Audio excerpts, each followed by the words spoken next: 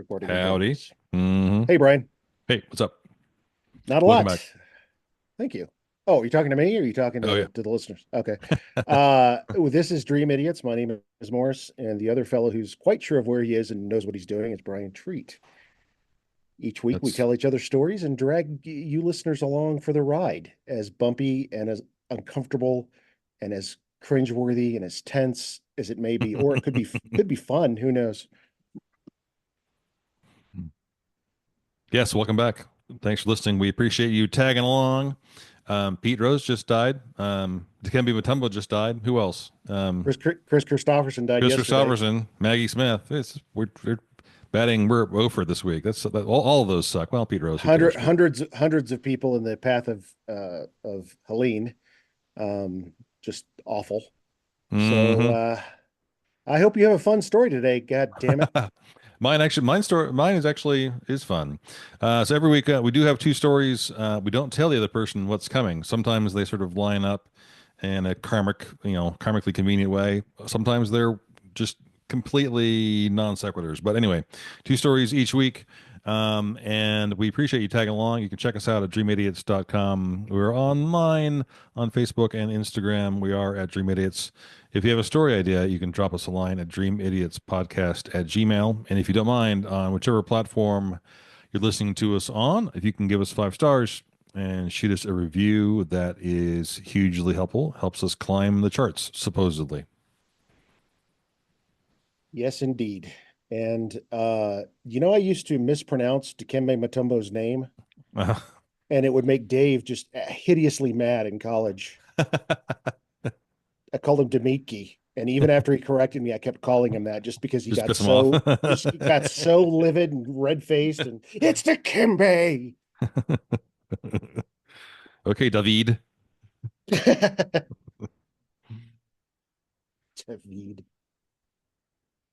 All right, you So, have an announcement for us tonight? Yeah. yes, I do indeed. So, just a quick update.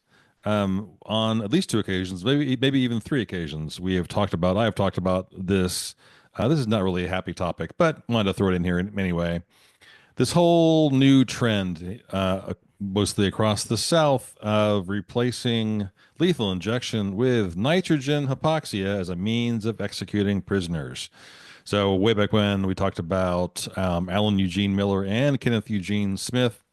So Smith was executed back in January. And so what I mean, the reason this is in the news at all is because prior to January, executing someone by poisoning them with nitrogen had never been done. Critics of the death penalty, regardless of the means, view it as cruel, unusual punishment. But it's especially cruel when we have no idea what's going to happen to your body. So they did it in January. It apparently was awful. Smith struggled and gasped, and it was just awful. The guy whose story I told you about way back when, I focused mostly on Alan Eugene Miller. He was executed last week in Alabama by nitrogen. So, it may be the case that Miller is a genuinely bad dude.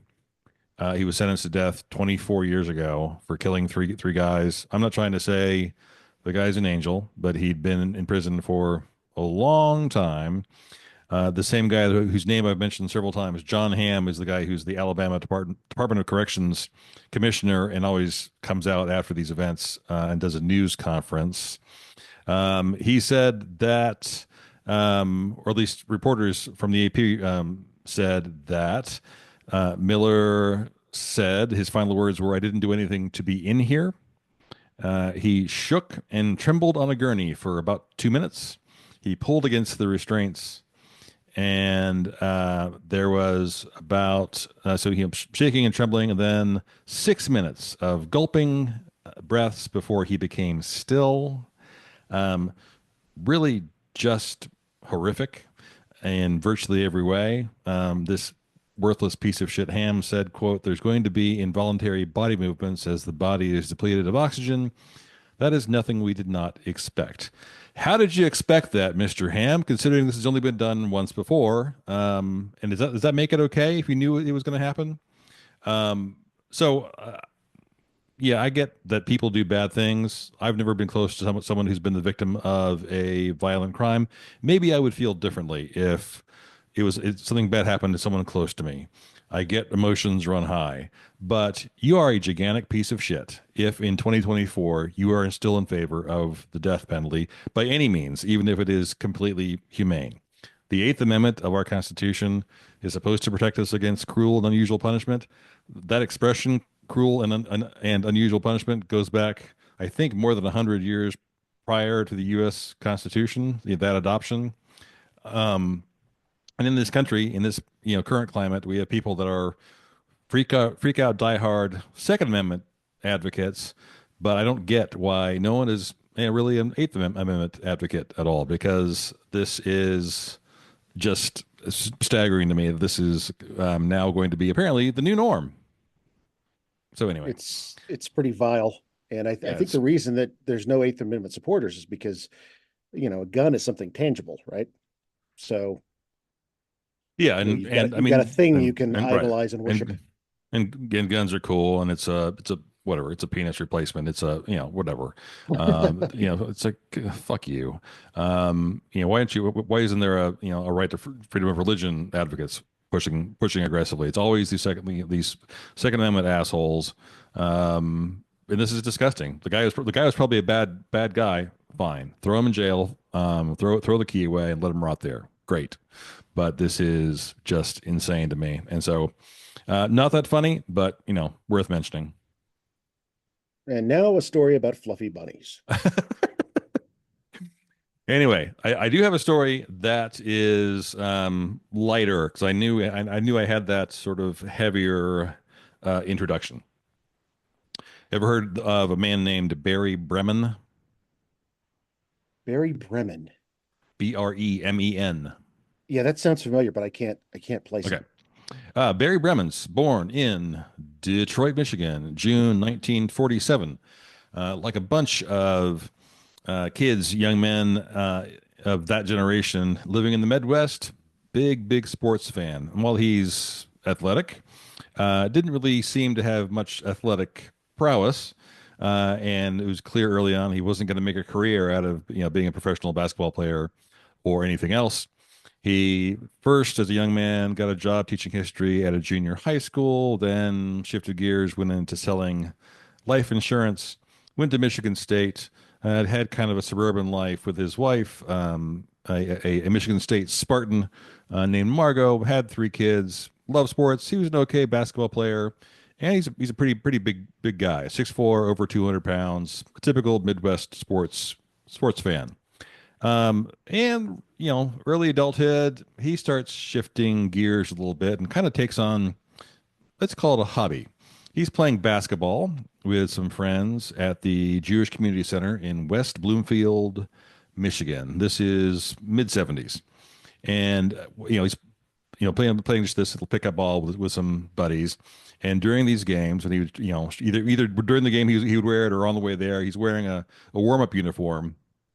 In one story, it says this uniform was given to him by a friend. Another take on this guy says that he had gone to a Pistons game and somehow managed to steal a uniform from the long defunct Kansas City Kings. They were the team visiting for this night. So he winds up with this Kansas City Kings uni that he wears to the gym. And so the next night, the All-Star game, NBA All-Star game, is scheduled for the Pontiac Silverdome. Again, this guy's 6'4". He can sort of play the part. And he mentions in passing to his friends, you know what? If I went down there, I bet I could get, if I wore this, I bet I could get down there and get on the court, and no one would be the wiser. At least, I mean, I'm not saying I'm going to get in the game, but I could probably get pretty close, and people would buy it. 6'4" is frankly short for the NBA these days. Back then, I mean, the average height was probably lower back then. And so he goes down there, And his friends sort of say, okay, we're going to take this action. But, four of his friends, all four pony up $75 saying, saying we can't, we're betting against you. And it's not just you get on the floor. You have to get on the floor and get into the warm up and actually at least take a shot in order to collect the money. He goes, fine. I'm taking this action. So next day, February 4th, Bremen and his wife actually go down to the game. And he has Bremen has the King's warm-up suit on underneath his street clothes, and they had sort of he must have known the layout from having gone to other games in the past, where a good spot would be. Halftime comes around, and he heads off to a bathroom down close to one of the access points to the floor. Uh, takes off kind of overcoat, pulls off jeans. Where he has the bottoms on underneath, and his wife is like, guarding the door a little bit and keep keeping watch out for when the team's coming back, and knocks on the door to give him a sign and when to come out. Team goes by, and he kind of just joins the line as they are heading back to the court. Between the bet and this night, he had quickly stitched on the back of the name Johnson, just figuring Johnson's common enough. No one's gonna, Yeah. no one's gonna think that's whatever, And so he gets in line, and there is video of this. Look up after we're done here. Look this up on YouTube. It's hilarious. And he goes down there, gets on the court, and they're running drills and etc. He said later, I was pretty nervous at the time. I never broken the law before, so my first basket didn't even come close. But I told the players, "Hey, I'm only here on a bet." They loved it. They were great about it. He's there kicking the ball around, doing warm ups to begin the second half with. Well, if he's kicking the ball around, he's not playing the sport right at all, Brian. That's not how basketball works. He's there with Kareem and Dr. J, and then before long, NBA officials go, "Wait a minute, who is this guy?" And he doesn't try to play off like he's supposed to be. Okay, you caught me, fair enough. And he's escorted off, but actually he gets a couple of people there want his autograph as he's heading out. So this winds up being a much bigger deal than he could have ever possibly anticipated. He makes the $300 off of his buddies at the time. So 70s Dick Schaap is a name I know because he's been around forever. His son Jeremy Schaap he's a sports writer and broadcaster to this day. Dick Schaap names Bremen his Sportsman of the Week on the Today Show. And then almost immediately he's on Carson as well. And so, Bremen's now kind of has a bit of a buzz off of this. And it's like, okay, so what's next? I need the next chapter in this. So he starts looking around. Okay, Toledo, Ohio, U.S. Open's coming. So he's at least a moderately ish he can play golf enough to pass off. He finds out that a pro golfer, a guy named Jerry Pate, had dropped out of a threesome practice round with two guys. These are I don't know golf really at all. I know the big names: Jerry Pate, Wayne Levy, or Kip Byrne. Three guys I've never heard of before. But Bremen just offers to join them, brings a buddy along to work as his caddy, and he just plays the back nine with these guys. And it's kind of a serene golf scene. No one's really worried about his presence, just to kind of give himself some better cover. He has another friend come along who intentionally stops him and asks him for his autograph again, just to pump some life into it, just to sell it. That's right. Great. Levy said later on, quote, "Yeah, we thought he was playing bad because he was an amateur. He told us this was his first Open, and we didn't ask any questions, just what he was doing, where he'd been, and stuff like that. We didn't care." After finishing, Bremen confesses to the other two that he was just phony. It was just a silly game he was playing. But as a flourish, as he's walking up to the 18th green, he takes his cap off and does the Jack Nicklaus, waving to onlookers, and then leaves the course. Dick Schaap declared him sportsman of the week again for the second time, so, 2 weeks in a row. And then Bremen actually would go back and crash two more opens. He did it in 1980 and then again in Ah, 85, getting off without without getting into trouble. So next up, he has to ratchet up the I don't know the pressure, the stakes. He has in mind the Major League Baseball All-Star Game. He goes out. He picks up a essentially a custom, really really close to a legit Yankees uniform, uh, and managed to get into the facility for the game. Because well, backing up to the uniform, it mostly passed muster.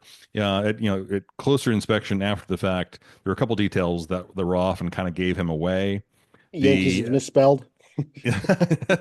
well, he had the Yankees cleats were black and his were white, but he colored them in with like a black marker that didn't look right. He also tried to add white stripes to the sides of the sneakers, and he did that sort of crappily as well. So he couldn't really, in closer inspection, he kind of gave himself away.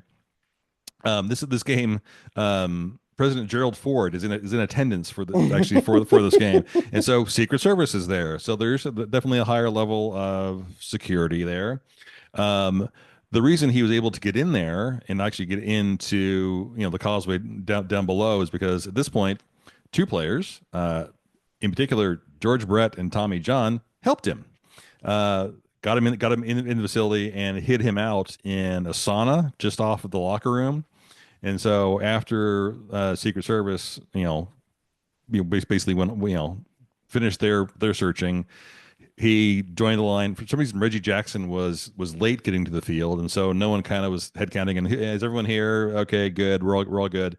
No one knows the head count was off, and he remained there long enough for player introductions to happen. And he was seconds away from quote being introduced to the crowd with the rest of the players.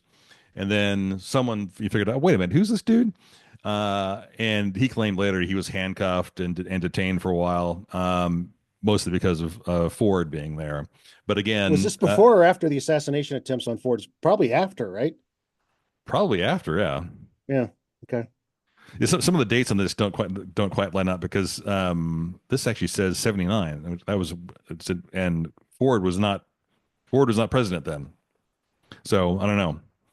Um, by at the end of 1979, this was probably harder to pull off in terms of falling into line and being legit. He dressed as a Dallas Cowboys cheerleader and Ugh. managed to jump over the fence and get in line. But the Cowboys famously are not known for their humor.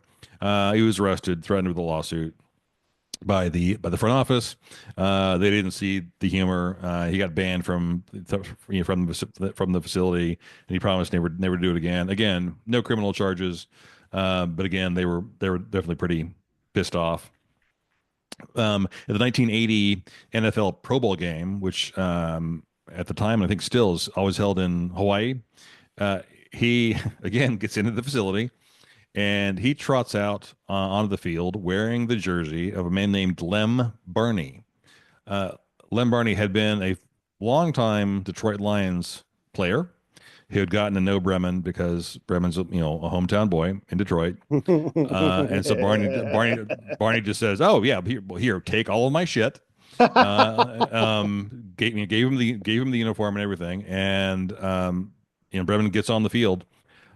Barney is black. Bremen is white. He still managed to get on the field.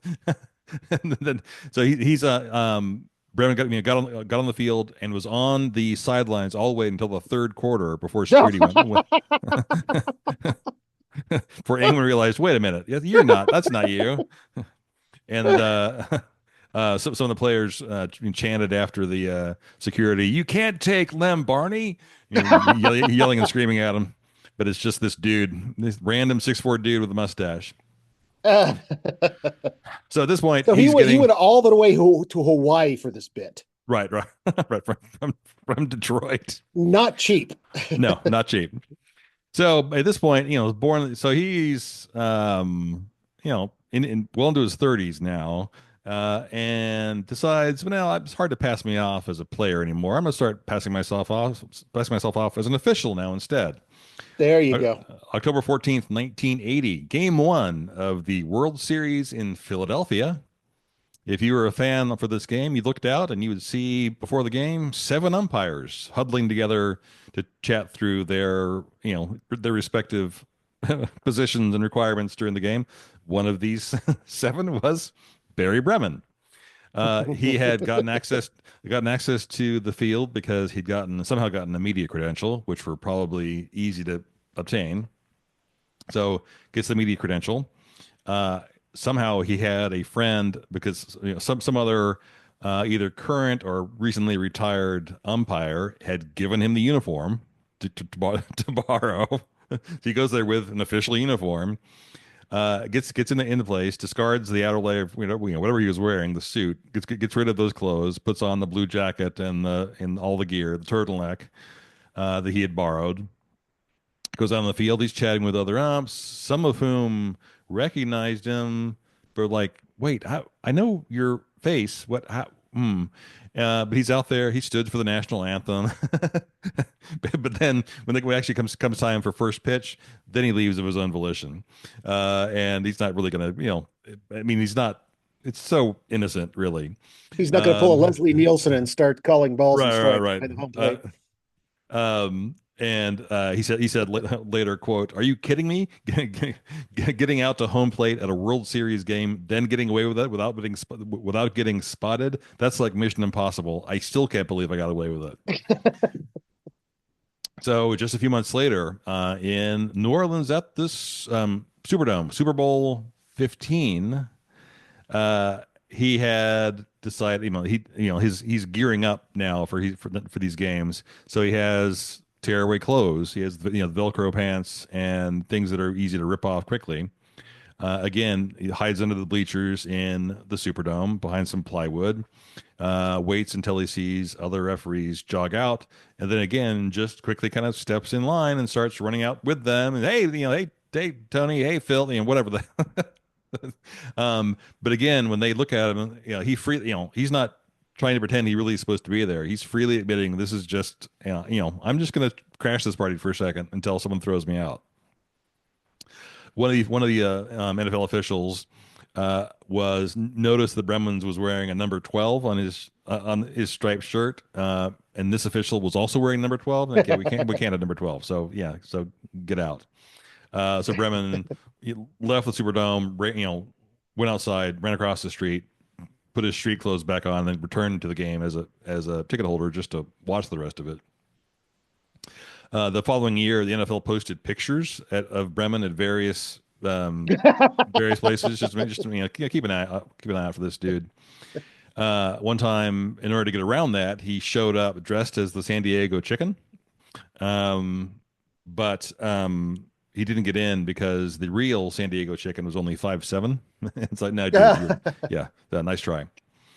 So for most of 83 and 84, he was pretty quiet. He did make an appearance on Late Night with David Letterman.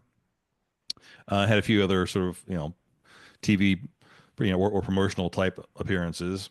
He seems Uh, absolutely like somebody who would appear on David Letterman in 1983. yeah, That is, that's yeah. that's spot on, right? Jerry Lawler and Right. Andy Andy Kaufman and Kaufman, right? yeah. So for the 37th Primetime Emmys, which were held in September of 1985, they're held in Pasadena. Bremen manages to get into the get into the room. Actor Peter Graves is on stage, and he's going down a list of nominees for Best Supporting Actress in a Drama Series. And going down the names, the winner was Betty Thomas, who I can't picture at all from Hill Street Blues. I never watched that Mhm. show. Uh, so Betty Thomas's name is called out, and it's not Betty Thomas who's sprinting up the stairs to accept the award. It's Bremen. He goes up there, walks up to the podium, quickly explains that Thomas couldn't be there, but she wanted him to accept the award on her behalf. He went on to quickly thank Dick Shapp before running off running off stage with the Emmy in his hands. Uh, Thomas was apparently seated, further back, or we're just I don't know, we're just moving slowly. So she's like there in the aisle, looking really confused because no, I'm actually here. Who the hell are you? And so he wanders off. Um, he again in this instance as well. He had pretended to be a member of the media to get access to the place. He did he bought a ticket as well to be um, seated there. And he had pondered doing this on other occasions. He had actually made it into the Oscars and the Emmys, but got cold feet each time.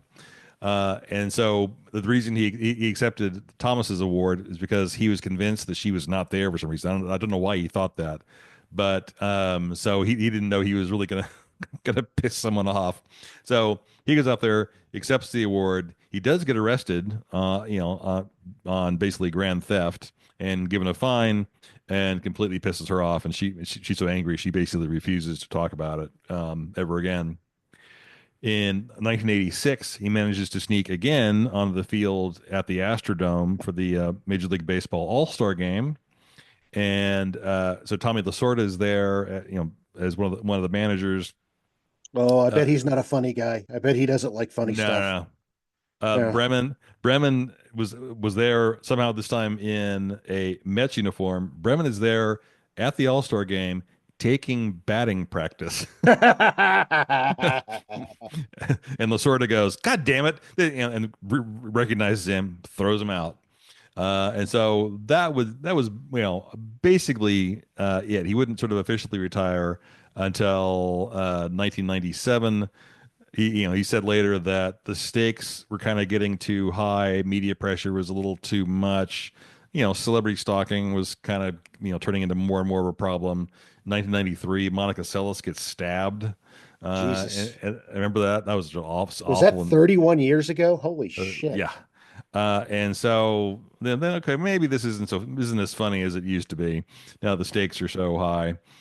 He goes on to, leaves life insurance, starts a marketing firm, doing other things. Dies in 2011 at the age of 64. I believe from lung cancer. He'd been I think, a lifelong smoker, and it wasn't found out until after he died. I don't know. I'm not really sure quite what to think of this. Through virtually all of his adult life, he had been a very, very constant anonymous sperm donor. And so after the birth of you know these children, there's a 30 for 30 on Barry Bremen. It's discovered that he has somewhere between 32 and 60 biological children who were conceived through his contributions, and learned of the connection through genetic testing. And that's a staggeringly high number. I know a little bit about that process, having multiple friends go through fertility issues as well. And I know for a fact that if you're a sperm donor and your sperm is successfully used to conceive a child that is born, etc., that they don't let tons of your children just, I mean, after you've had, I thought it was like three, four, five successful births, they're like, okay, the rest of your supply has to be used for other testing. We're not actually going to use it for in vitro fertilization. I Yeah, don't. sure. Spackle, whatever. Yeah. Right, right, yes, but anyway, so he has dozens of children. Apparently, many of whom have now met because they've gotten together and had events and stuff. But And they're all just out there sort of sneaking into yeah, baseball games. And right. So anyway, the great imposter, Barry Bremen, a life well that's lived. hilarious. I would have loved to have seen him taking batting practice with a cigarette hanging out of his mouth. That would have been great. Yeah, Like a Bill Parcells diet of cigarettes and donuts. the 30 for 30 short on him is hilarious because you see him there with these guys striding in for that warm up. It's really, really funny. The Benny So Thomas thing was kind of shitty. That yeah, that kind that of. that that seems like yeah, I mean, whatever, but the other stuff is awesome. Shagging shagging fly balls. Yeah, yeah. Not supposed to be here. That Anyway, Barry Bremen, there you go, the lighter is story this week. awesome. That is fantastic. Thanks, Brian. I Yep. knew I recognized the name, but I couldn't. It's like, is he an attorney? Is he what is he? Barry Yeah, Bremen. just go on YouTube and Google his name. I mean, there are various clips on there about him, including the 30 for 30 short, and that's voiced by Jeremy Shapp, actually. Oh, So very nice. Okay. yeah, so there you have it. Speaking of voices, Hmm. do we have some foul mouth curse word of the weeks this week, or curse words of the week? We do have a curse word this week coming from. I'm sure this is Japanese. Kuchi sabishihi. Kuchi sabishihi. The Japanese word is sort of like, Schadenfreude. It's a word that does not translate into English at all. Well, I'm not even gonna try if it starts with coochie. I'm not even gonna. Kuchi sabishihi is a Japanese word that means when you're not hungry, but you eat because your mouth is lonely. Okay. It's like oddly specific. Like, what is that? I don't know. I don't know. I thought it was funny. So you're satisfying Yeah, some it's kind it of oral right, right. fixation, and Yeah, it's whatever. Boredom eating. When watching a game, chips are required whether you're hungry or not. But the gotcha. fact that they have one word for it, I just thought it was kind of That is entertaining. awesome. And we haven't done any Japanese curse words. That's our first Japanese curse word, I I think believe. so. Kuchi sihi Kuchi sabishihi. sabishihi. Okay.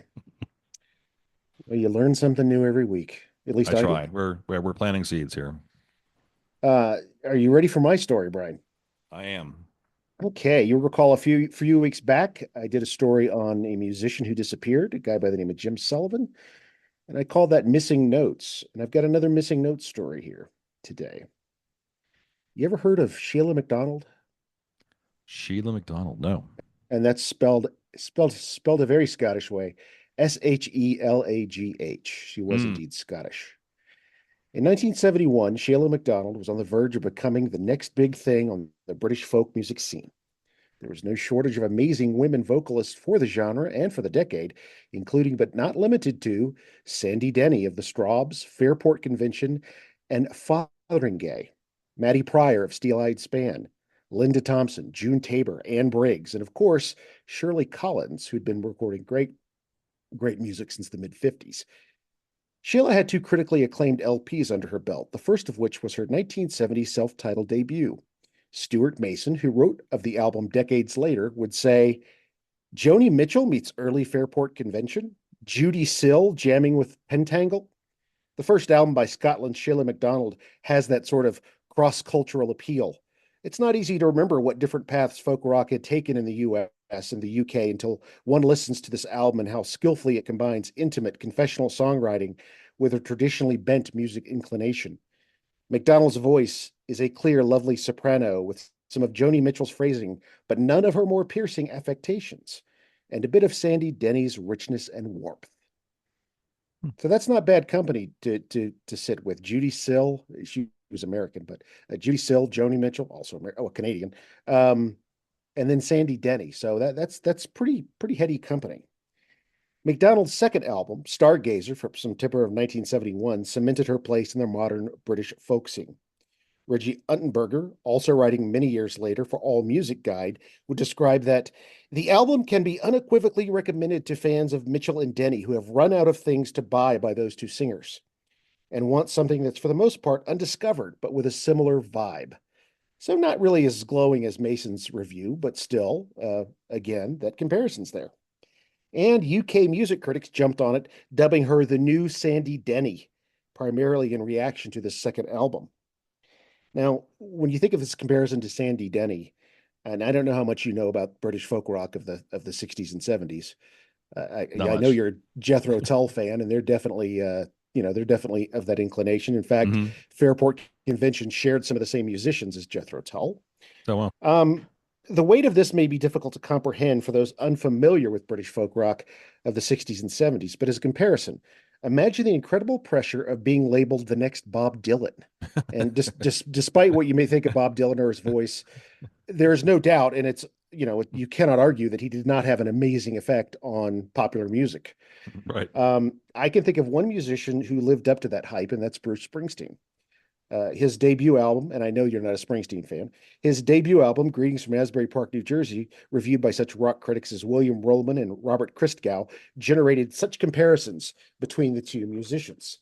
While Sandy Denny may not be a household name here in America, as she certainly should be, in the world of 60s and 70s British folk rock, the parallels with Shelagh McDonald loom large. I mean, it's a hell of a comparison. Later in 1971, Sheila began recording her third album. Then one day, she was gone. Fellow folkies and fans wondered where she went. Even Sandy Robertson, her manager and producer, had no idea what became of her. I never heard from Sheila again, he said in a 2004 interview. I tried to call her, but the number had been cut off. She just vanished. And that is exactly what happened. Stories circulated among the London folk rock scene as to Sheila's fate. She had a bad acid trip. She turned to religion. She split back to Scotland, perhaps forced there by her parents. She wanted out of the music business. She left for Canada and started a new career writing children's books. Sheila was 23 years old when she vanished. For over 3 decades, the whereabouts of Shelagh McDonald remained unknown. Some speculated that she was no longer alive, another casualty of the music scene. Remember, in a span from July of 1969 through July of 1971, Brian Jones of the Rolling Stones, Alan Wilson of Canned Heat, Jimi Hendrix, Janis Joplin, and Jim Morrison all died. In May of 1972, audience members at a top-ranked suite in Wales watched in horror as Les Harvey, the lead guitarist for the Scottish blues rock band Stone the Crows, was electrocuted by a loose ground wire during a concert. All 6 of these musicians were 27 years old. Death was no stranger to the youth of the music industry. And of course, these are all charter members of the 27 Club that we know other musicians would Right. would eventually join. In 2005, a 2 CD compilation set, Let No Man Steal Your Time, and that's time like the herb, arrived in stores courtesy of Castle Music. It contained all of Sheila's 2 albums plus bonus cuts, some previously unreleased. In short, it contained all of her extant recordings, everything she ever did. It's brilliant. The liner notes, expertly written by David Wells, tells as much of the story that is known. These notes serve as the main source for this story. And as of the writing of those liner notes, Sheilah's fate was still a mystery. But later in November of 2005, the Scottish Daily Mail offices received a visitor, a woman claiming to be Shelagh MacDonald.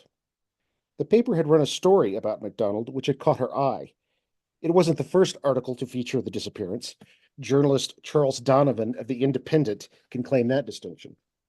After his article, numerous stories asking the same question, whatever happened to Shelagh MacDonald, cropped up, including the aforementioned one in the Scottish Daily Mail. As time passed after the woman's appearance at the Daily Mail's office, it became clear that she was indeed Shelagh MacDonald. She ended up telling her stories in a series of interviews over the next few years, including a lengthy one for BBC Scotland on November 2nd, 2013, with, I think, Graham Stewart. They just call him Graham in the interview, and I could not track down who exactly this was. But after a brief rundown of her talent, including the infamous Sandy Denny question and comparing her to Joan Baez, Graham says, "Almost in one weekend, your career went in the stink." MacDonald agreed with that sentiment, but also pointed out that she had never, quote, thought of myself as a particularly good singer. Artists can be their own worst critics. And at no time during the interview did either participant, both Scottish, utter the phrase purple burglar alarm. Sheila revealed what happened to her back in 1971. All of the rumors of her disappearance that circulated in 1971 onward had a bit of truth in them. It started with a bad LSD trip. She had smoked a little pot here and there, no more than 5 times, she said. But she had read Timothy Leary's 1968 book, The Politics of Ecstasy, and wanted to see if LSD could tap into some kind of artistic well. It was her second time dosing, and at first during the trip, she claimed, "I was a genius, full of ideas for new songs." She had found the source of creativity much in the same way a person becomes funny a few drinks into the evening or philosophically deep after a bong hit. She learned this genius was fleeting. Quote, you wake up the next morning and it's all garbage.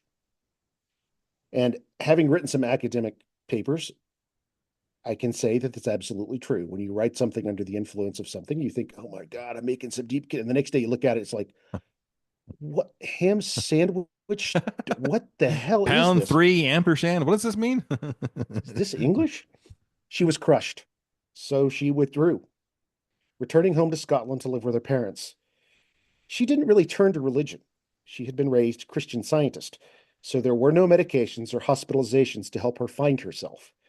She did it by holding an ordinary job followed by study and reading in a local library. From 5:30 a.m. to 8 p.m., this was her schedule 6 days a week. Oh, and the rumors of relocation to Canada and writing children's books, according to David Wells, those were the result of mistaken identity. Shelagh, spelled the same way, Montez, whose maiden name was indeed McDonald, was both an expat Brit and children's author living in Canada. So there was a Sheila McDonald who moved to Canada, just not the Sheila McDonald we're talking about. You disappeared into relative oblivion, said Graham in the BBC interview, to which Sheila sort of agrees. Her bad trip had left her voice wrecked, that of a, quote, strangled cat. So she worked and studied and dealt with the loss of her voice. While working in a bookstore, she met Gordon Farquhar. They were married, and then after a series of interactions with, quote, bad landlords, they decided to live off the grid, traveling around Scotland in a trailer, or what they would call a caravan, and then living in a tent for 6 years. Gordon had been a researcher stationed in Antarctica at one point, and living in a tent not out on the ice appealed to him. They worked odd jobs and received state assistance. But in their struggle, they gained a level of freedom they had not experienced before. However, quoting Shelagh, real freedom is terror. She thought only about survival, with no time for music. And this went on for years, until Gordon noticed an article in the Scottish Daily Mail and read it to her. She apparently had no idea people were looking for her for the past 30-something years. I didn't realize, she said. Then the confusion turned to anger. How dare they intrude and make her private life subject to such scrutiny? She learned of her parents' deaths upon reading the story. They had been God. estranged for 3 decades. There was a lot of information to absorb. After the article, she headed into the offices of the Daily Mail, and that's when her private life became public again, but this time on her own terms. Gordon passed away in 2012, and now she faced a different phase in her life. She started over, from scratch, she said, relearning the guitar and training her voice. She was coaxed into performing again for the first time in 4 decades on January 16th, 2013, which she described as, quote, primal scream therapy, but without the therapy part. She recorded a new album, Parnassus Revisited, distributed almost exclusively at her live performances throughout 2014. And this does not appear in the All Music Guide as one of her albums. She went on a longer tour in 2017 with promises of another new collection of songs titled Timescapes. When asked, she doesn't consider her decades-long hiatus a waste of time. She lived the life she wanted, the way she wanted, with the partner she wanted. Fame, she reflected, is not worth chasing after. And that is a brief look at the disappearance of British folk rock vocalist Sheila McDonald in 1971. Very cool. Sources for this story, the liner notes to the 2 CD collection Sheila McDonald, Let No Man Steal Your Time from 2004. David Wells wrote that. Castle Music, a label of from Sanctuary Records. And then I did indeed listen to the 2 CD collection Sheila McDonald, Let No Man Steal Your Time while writing this. An article, the original article by Charles Donovan of The Independent from June 23rd, 2005, called Mystery Woman. That's the article that started everything off, where everybody started doing their own stories. Sheila McDonald, the extended interview with BBC Scotland in November 2nd, 2013. All Music Guide, several authors contributed to this on the All Music Guide. Jason Ankeny, sorry, Jason. The biographical bits, Stuart Mason for his review of Sheila McDonald's self-titled album from 71. Richie Erdenberger's review of Stargazer from 1971, and Wikipedia for basic info. The Sheila McDonald self-titled is actually 1970, and Wikipedia for basic bio info on folks in the story. Wow. Never heard of her. Yeah, super interesting story. I'm sorry. She's wrong. You don't, if you're 20, 22, I don't know, 30, 50, you don't get to just vanish because you want to. I'm sorry. That's not allowed. Yeah, I don't think I could do that to people, but No. at the So same yeah, by all time, means, media, by all means, fuck them. But you're allowed to take a break and vanish from public life. But you have to tell your friends and your family what's going on. That's just yeah, shitty. she left a lot of people in her wake who really were concerned about where she went. Right. And I think the LSD trip was worse than she described it. That something really broke inside of her when that Right. happened. But I have not trod down that path myself, so I don't know. Um, I do think it's one of the more interesting stories, and the fact that I mean, she was so disconnected from what we would call the modern world that I didn't realize people were looking for Right. me. And part of the reason they weren't is because your parents were dead. They could no longer look for you. Right. And you're off the grid living in a tent somewhere. So Yeah, somewhere in Scotland, just right. driving around. I do recommend checking out her music, and also the music of the other ladies I mentioned: Anne Briggs, Shirley Collins, Linda Thompson, June Tabor, of course, Sandy Denny, who herself would go on to actually a very tragic death in the late '70s when she fell down a flight of stairs. And then Maddie Pryor of Steel Eye Span. All of them are really well worth checking out if you're interested at all in British folk rock of the Nice. era. Excellent. Thank you. Hmm. And there Very, will be very interesting. more. There will be more installments of Missing Notes in the future. I've got two and maybe three planned, two or three more. I All keep right. coming across folks I want to talk about. So probably another one Yeah. next month sometime. Yeah. Any like, I mean, obviously there's a boatload of famous musicians who died young. I can't think of someone else who's prominent who went that I've heard of that is missing. So looking forward to that because you'll surprise. I'm sure you'll surprise me all three times because your music knowledge is way deeper than mine.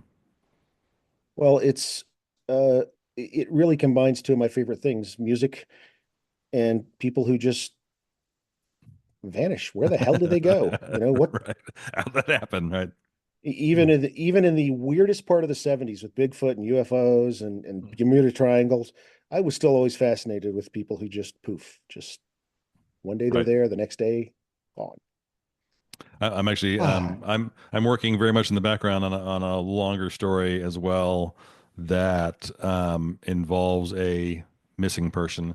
And if you ever dive into, and this isn't supernatural stuff, this is just people who they're there and then suddenly they're gone. If you ever do some research and look into the number of occurrences that happen in Pickett, your city, your county, your state, those numbers are staggeringly high and much higher mhm. than you realize. Yeah. It's And just it's that's today when it's very hard to disappear. right, right. With when there are when cameras are universal and during your daily life, my daily life, we're spotted on cameras at the banks, whatever it is, 25 times or 35 times a day. Um, People still vanish. So back in the 70s, 60s, gosh, so Yep. easy. And Anyway, your comment about cameras being everywhere, that's why I'm always picking my nose in public, Brian. Few people okay, know good. that. I always wondered. Just in case they catch me with a, knuckle deep in my own nose. All That's right. I'm doing it to make the camera people upset. Anyway, Excellent. All right. Well, thanks for listening, folks. We appreciate you tagging along yet again for another in an endless series of silliness. Please give us 5 stars, shoot us a review if you can on whichever platform you're listening to us on. Check us out on Facebook and Instagram at Dream Idiots. And you can go to dreamidiots.com for the whole back catalog. And I've actually started taking the video for these podcasts and dumping them on YouTube as well. Not that it's riveting video, but if you want talking head, we have two. So there you have it. Big fat talking heads. Anyway, rest in peace, Maggie Smith. Rest in peace, Chris Christopherson, Pete Rose, Dikembe Mutombo. And if you're out there and have been in the path of Hurricane Helene, what's a desert? Yeah, Hurricane Helene, right? That's a Mhm. designation. Um, we hope you're doing all right and hang in there. And while you're out there, be good to each other.